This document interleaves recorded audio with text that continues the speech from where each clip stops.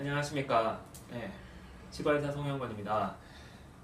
저번 시간에는 그 세 가지 열쇠의 그 임상적 적용에 대해서 설명을 드렸는데요. 지금까지 우리 이제 동영상이 꽤 많이 됐고 보시는 분들은 이렇게 쭉 이어서 보시는 것 같더라고요. 네, 굉장히 감사드립니다.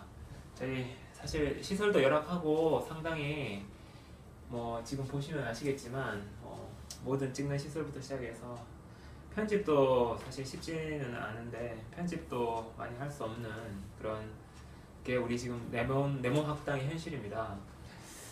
그렇지만 제가 감사드리는 의미로 좀 동영상에 좀 부족한 안 보이는 점도 많고 저번 시간에 그 보여드렸던 이 그림이 좀 잘 안 보였었죠. 이 그림이. 그래서 오늘 좀 보충 설명을 좀 하려고 합니다. 그동안 그 딱딱한 제 스타일이 좀 딱딱한데요.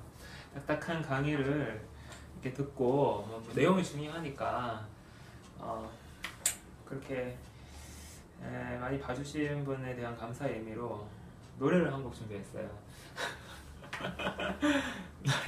이 노래인데요.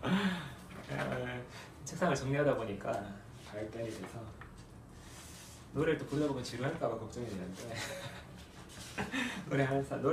제가 원래 노래를 좀 좋아해요. 원래 근데 요즘엔 뭐 노래방 갈 일도 없지만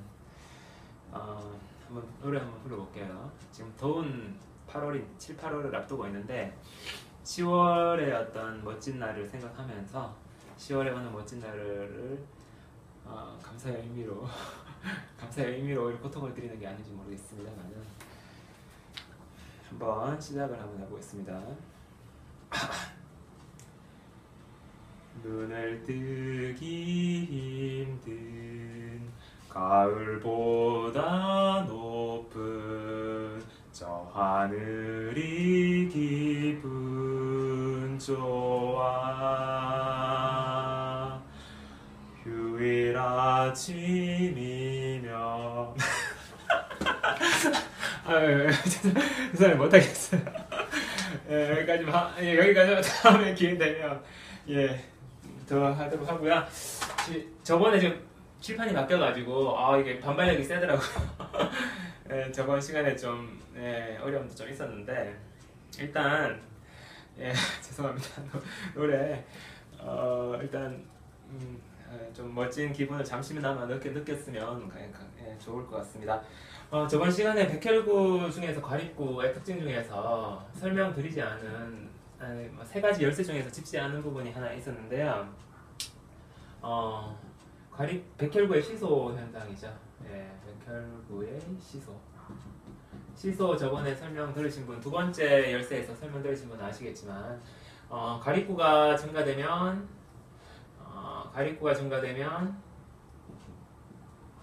임파구는 감소한다.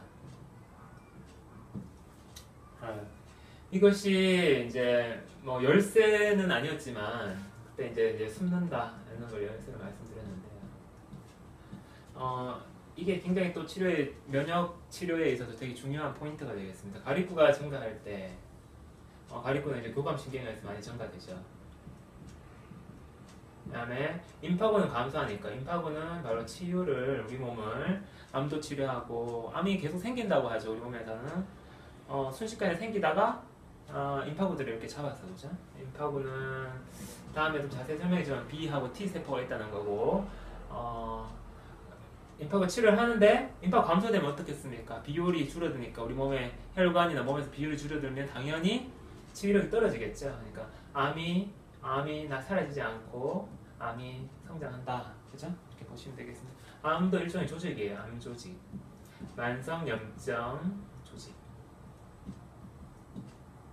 조직입니다. 조직. 우리 왜 지하 세력의 어떤 뭐 마피아 조직 이런 것처럼 조직을 키워나가는 우리 그 조직학이라고 해서 의대에서 조직학 공부할 때 있는데 조직 얘기할 때 항상 그 얘기 하시죠. 조직은 조직이다. 이렇게 얘기를 하십니다. 티슈, 영어로는 티슈가 되겠습니다. 그래서 이게 이제 가립구 시소 현상이 결국 우리가 면역 치유를 하려면은 치료를 어떻게 임파구를 올려야 되니까 가립구를 이렇게 다운 시켜야 되는데 가립구를 이제 조절한다 그랬죠. 이제 가립구 증가증 증가증이라고 할 수 있고 가립부 과다라고도 할 수 있는데 가립부 과다된 상태를 다운시키는데 이 시소 현상이 이용되는 겁니다. 이 치료에 이용되는 치료적 개념에서 이용되는 부분이라고 할 수 있습니다. 근데 왜 전체적으로 해야 된다고 설명을 드렸습니까? 전체적으로 숨는다고 그랬죠, 그죠? 가립부는 일정 부분에 숨을 수 있기 때문에 전체적으로 줄여야 된다. 전체적으로 가립부를 우리 몸 전체에 대해서 늘어나 있는 부분에 대해서 줄이도록 해야 된다. 그리고 또 설명을 하나 또 안 드렸던 내용이 가립부는 가립부의 특성 중에서 자신의 설명을 안 드렸던 게 아니라 이제 다시 이제 지금 약간 복습 삼아서 임상적으로 어떻게 적용할 수 있을까를 세 가지 열쇠 생각해보고 있는 겁니다. 자신의 희생을 통해서 동료죠. 동료 가립부 동료들의 희생을 통해 생존 환경을 유지한다.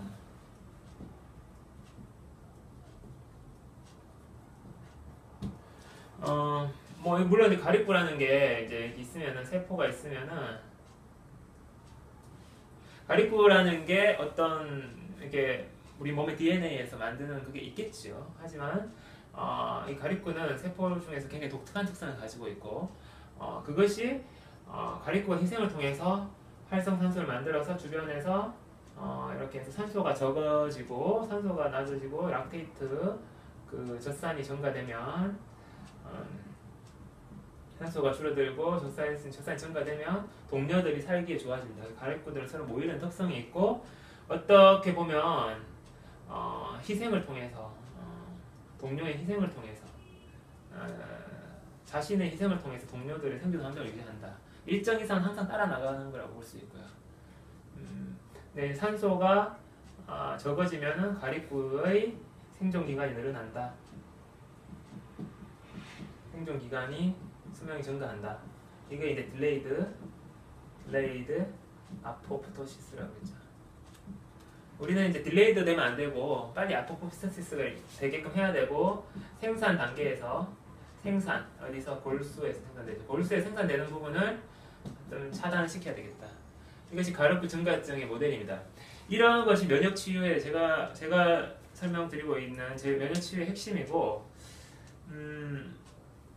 이 내용이 이제 우리가 진실 그 가립부의 백혈구 혈구세포의 진실, 암과 만성염병의 진실에 저는 진실에 건cep하고 있다고 믿고 있습니다. 그리고 진실에 건cep한다면 앞으로는 제가 많은 논문을 들어서 설명을 드렸죠. 네. 양의사분들이나 한의사 포함해서 모든 민간요법 하시는 분들까지 이 부분은 진실을 하면 이제는 거부할 수 없다. 제가 내 몸 합당이라고 그랬지만 좀 어려운 얘기를 포함해서 그런 논문을 들어서 가립부의 세 가지 열쇠를 밝히는 부분을 가장 중요시하면서 먼저 설명을 드린 이유가 바로 이겁니다. 이제 이런 부분들은 논문에 근거해 있기 때문에 서양의학을 하시는 분들이 이제는 강조할 수가 없다라고 저는 생각하고 있습니다. 그리고 나머지 이제 다른 앞으로 어떤 미래가 펼쳐질지 모르는데요. 면역 치유, 그죠? 면역 치료라고 할 수도 있고 이게 이제 결국에는 시간과 일관성의 함수라고 보시면 되겠습니다. 시간과 일관성. 시간이 치료라는 거는 어떤 사람이 어떤 숲에 들어가 있더라. 일 하다가 직업 다 그만두고 숲에 들어가서 생활하면서 한 3, 4년 지났더니 암도 괜찮고 그죠? 이렇게 몸이 잘 이렇게 불구였는데 그 뇌졸중 같은 게 와서 이렇게 한쪽을 쓰지 못했는데 사지를 못 썼는데 쓸 수 있게 되고 이렇게 하는 것들이 시간적인 문제입니다. 치료라는 거는 시간의 개념입니다. 시간의 개념. 얼마나 과학화를 통해서 그죠? 과학화를 통해서 시간을 얼마나 단축시키면서 일관성 있게 일관성과 방향성 있게 진행될 수 있는가. 이것이 이제 문제가 되겠습니다. 방향성과 일관성을 갖추고 어디에서 그 자연요법에 한 인공적으로 구축할 수 있겠죠. 도시에도 면역 치유 공간을 만들 수가 있는 겁니다. 어떤 문제 때문에 그런 건지 이런 것들을 제가 하고 있는 일이라고 보시면 되겠고요. 상당 부분 많은 진행이 됐습니다. 제가 빨리 마음은 급하지만 알려드려야 될 내용이 많아서 이게 뭐냐면은 여러분 보시면은 이게 흉선이라는 거예요. 흉선. 우리 몸의 폐의 중간에 있는 흉선인데 심장 근처에 있는 흉선이라는 조직이 빨간색으로 된 조직이죠. 이 흉선이라는 것이 면역의 중추입니다. 흉선. 영어로는 사이무스. 면역의 중추고 몸의 자율성의 중추라고 보시면 되겠습니다. 이 흉선에 대한 어떤 방법이라든지 이런 것들도 구체적으로 필요하고 거기서 저는 이제 벌써 오래전부터 연구를 했기 때문에 상당 부분 진전되었다고 말씀을 드릴 수 있겠고 제가 일단은 순차적으로 이렇게 밟아 나가야 됩니다. 그렇게 해야 됩니다. 왜냐면은 만성염증하고 암에 대한 부분에 대해서 또 더 밝혀야 되고 미리 좀 더 있으면 밝히게 될 겁니다. 오늘은 이제 제목이 생명의 특성, 생명의 특성이 아니라 생명체의 특성인데요. 이렇게 생명의 특성일 수 있는데 비슷한 얘기인데요. 생명체의 특성에 대해서 오늘은 좀 생각해봐야 됩니다. 왜냐하면 이 부분에 오늘 설명드릴 부분은 실험적으로 증명이 곤란한 부분이고 물론 일부 부분에서 실험적으로 이제 개괄적으로 할 수 있겠지만 우리가 개념을 잡아야 되기 때문에 생명체의 특성에 대해서 오늘 설명을 좀 드리려고 하는데요. 조금 저번에 못 설명드린 것들도 좀 있고 그래서 조금 지연이 되고 있습니다.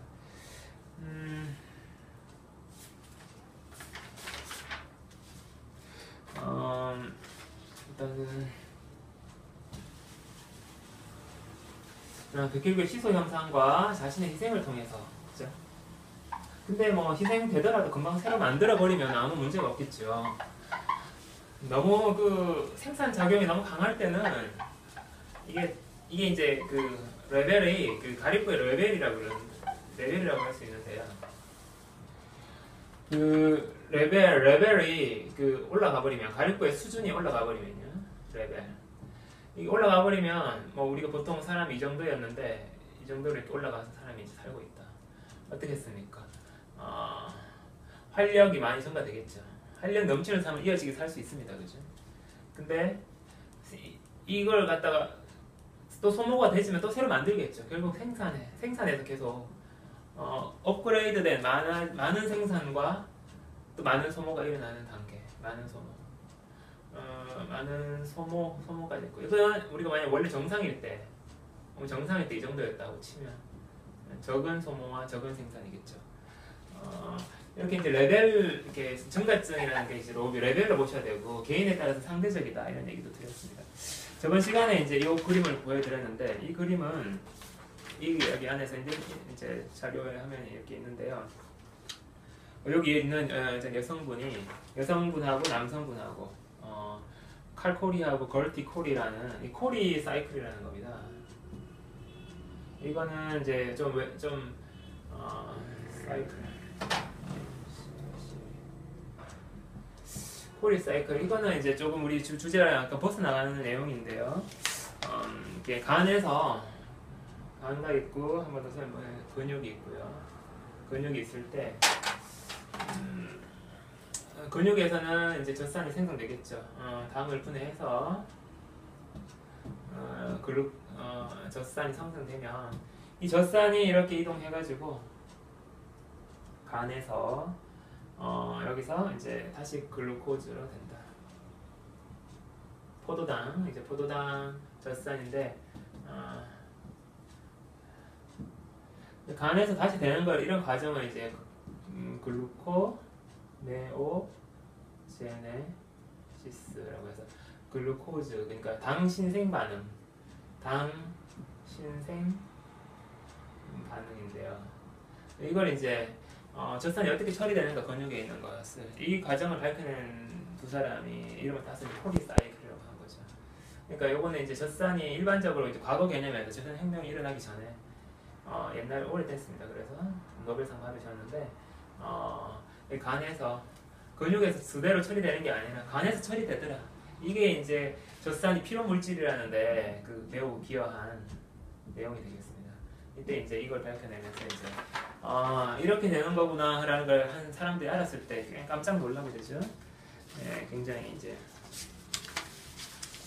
요거 설명 저번 시간에 드린 건데 이번에 좀 드렸고요. 오늘 이제 생명체의 특성에 대해서 이제 좀 얘기를 하게 될 텐데요. 생명체라는 게 뭐 생명체가 뭐냐? 기계다. 인간이 기계 인간 뭐 사이보그 기계 인간 기계의 어떤 닮아 있죠. 머리가 있고 그죠? 그 다음에 장기 중에서는 간도 있고 소화하는 위도 있고 그죠? 소화하는 합성하는 간도 있고 위도 있고 배출하는 심장도 있고 심장 그 펌프질하는 심장 그 혈관에 이제 혈액을 펌프질하는 심장도 있고 팔 다리 그죠? 다리는 뭐 걷는 거고 팔은 손 잡는 거고 머리는 생각하는 거고 뭐 이런 식으로 해서 사람은 이렇게 하나의 어떤 부품 그죠? 자동차의 어떤 엔진과 뭐 배기 이런 것이 있듯이 하나의 어떤 부분으로 이루어져 있습니다. 그죠? 부분 이게 이제 일종의 기계적인 관점에서 볼 수가 있겠고요. 두 번째로는 인간은 기계와 다른 점이 있죠. 유기체적인 특성입니다. 유기체라는 게 뭐 탄소 화합물이나 이렇게 산소 이런 걸로 되어 있다 이런 뜻인데요. 유기체다. 오르가니즘. organized 되어 있다. 이거 뭐냐? 조직화되어 있다. 이게 어떤 뜻일까요?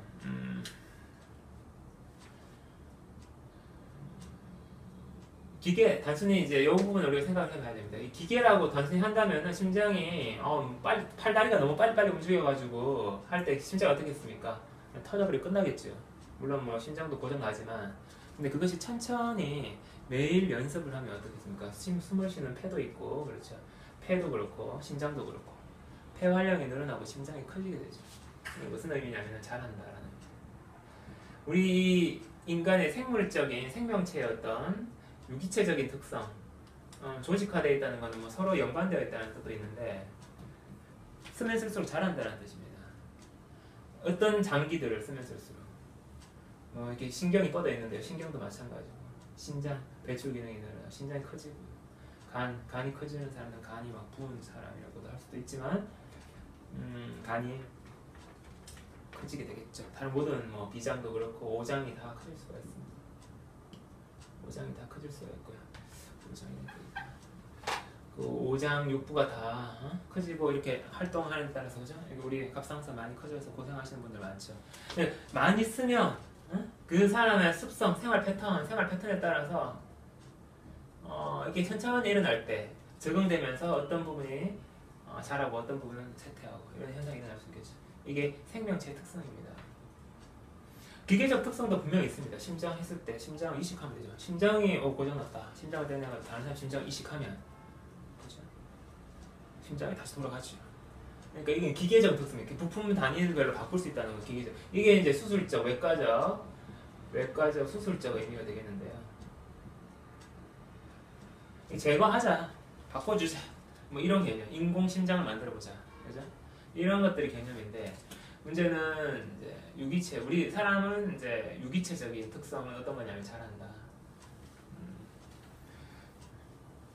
이것이 이제 기계적인 1번 각 부위가 잘합니다. 그죠? 두 가지를 동시에 겸하고 있는 것이 생명체라고 보시면 되겠어요. 기계적인 것도 있지만 유기체적인 특성도 있다. 그러면 잘 다스려 나가면은 커진 간을 다시 줄일 수도 있겠죠. 그죠? 방법에 따라서는. 이게 이제 동양에서 얘기하는 양생의 개념입니다. 양생. 우리 몸을 좋게 만들어주는 방법이죠. 저 같은 경우에는 이제 교감신경 항진증, 교감신경이 너무 많이 써가지고 신경이 너무 날카로워져가지고 끝까지 가신 분들 교감신경 완화를 시킬 수 있는 방법. 어떻게 하면 될까? 이걸 많이 연구를 하고 있고 많은 또 성과가 있었습니다만은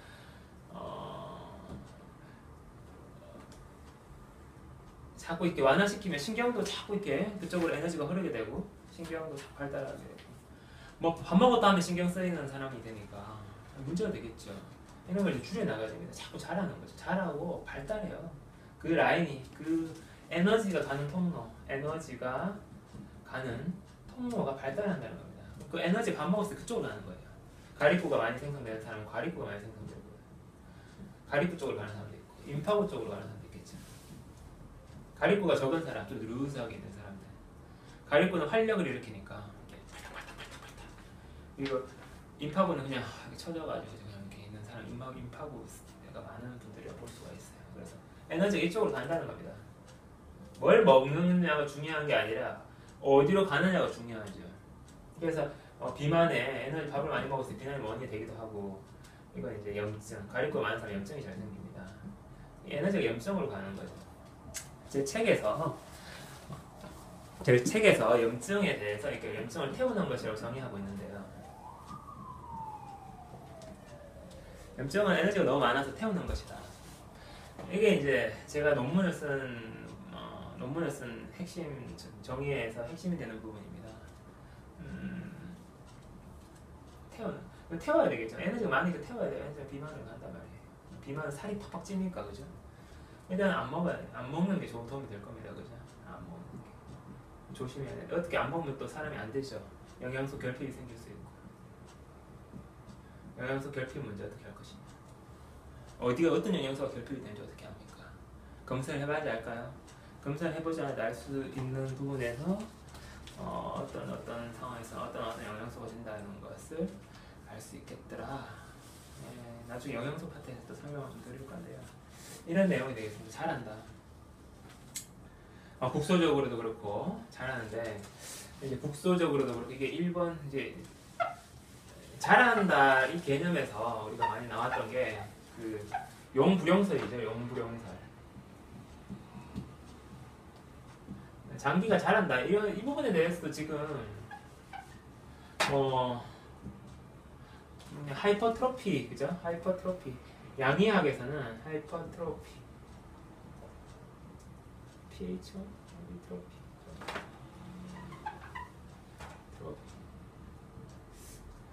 맞는 것 같은데 이렇게 고감신 그러니까 갑상선 항직증 갑상선이 항진된 거 그 다음에 또 크기가 커진 거부터 시작해서 더 많이 항진증 아니면 하이포 그죠?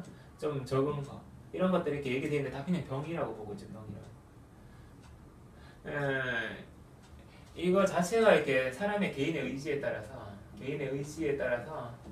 개인의 생활 패턴에 따라서 의지가 있을 때 어떤 식으로 자신이 살지 생활 패턴이 있을 거 아닙니까? 나타나겠죠. 의지를 갖고 생활하니까요. 이런 부분에 대해서 이제 잘할 수 있다 이런 개념을 사실 뭐 어떻게 실험적으로 증명할지는 모르겠지만 이 부분에 대해서 약해요. 이게 서양 의학에서는 이런 부분을 많이 중요하게 보고 있지 않습니다. 전체적으로 몸을 전체적으로 보는 시각이 약하기 때문에 기계적인 시각이 더 강한 거죠. 근데 용불용설이라는 건데 용불용설이 라마르크라는 사람이 이렇게 제창한 거죠. 진화론에 있어서 다윈의 진화론과 함께 또 용불용설 라마르크의 용불용설이라는 게 굉장히 유명한데요. 일부 채용됐지만 쓰면 커지고 안 쓰면 줄어든다. 근데 이게 이제 라마르크가 얘기했던 핵심은 이게 이제 밑에 이제 후대에 전달이 된다. 기본적으로 우리 몸은 용불용설입니다. 우리 몸은 개인에 있어서 태어난 이후로는 용불용설.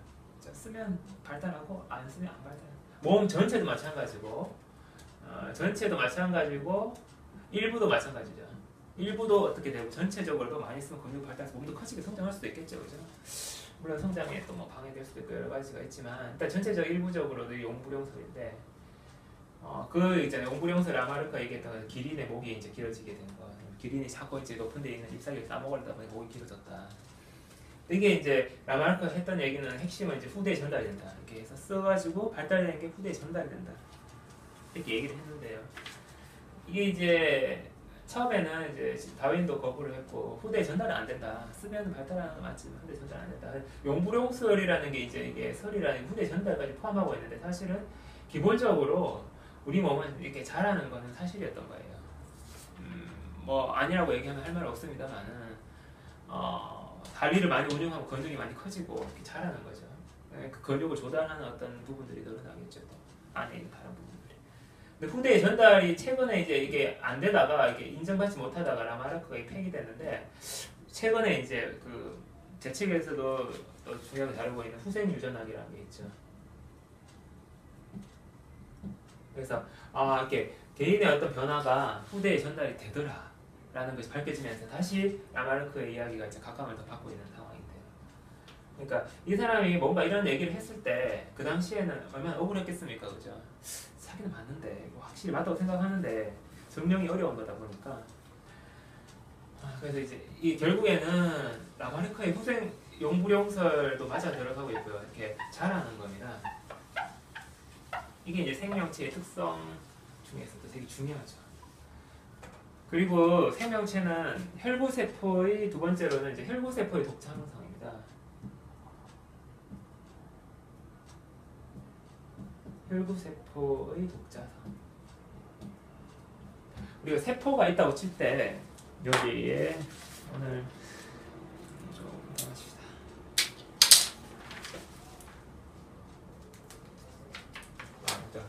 이 세포가 있다고 치면은 세포 안에 이제 보면은 이제 미토콘드리아도 있고 뉴클레올러스도 있고 이렇게 뭐 여러 가지 기구들이 있는데요. 여러 가지 그것들이 있죠. 미토콘드리아는 제일 많이 유명하고 핵도 있고 안에 여러 가지 물질이 돼 있죠.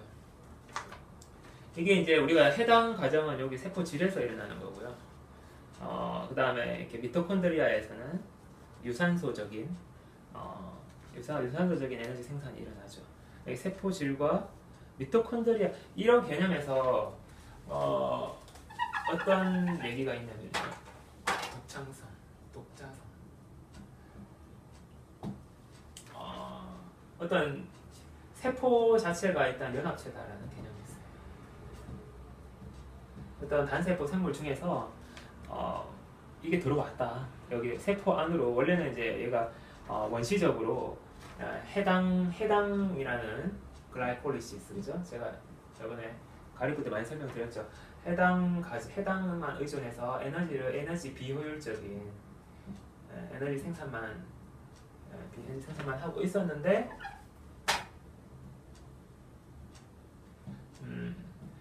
이제 미토콘드리아가 들어오면서, 그죠?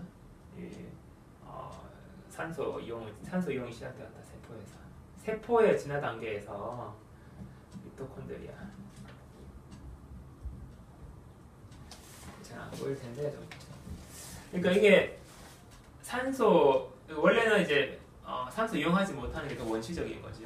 근데 비효율적으로 산소를 이용하지 못하고 에너지를 조금만 영양분이 있어도 에너지 조금만 생산하다가 미토콘드리아가 세포로 들어오면서 이제 이런 게 이제 일종의 다 진화론의 개념이에요. 우리 사람이 글자가 많이 틀리네요.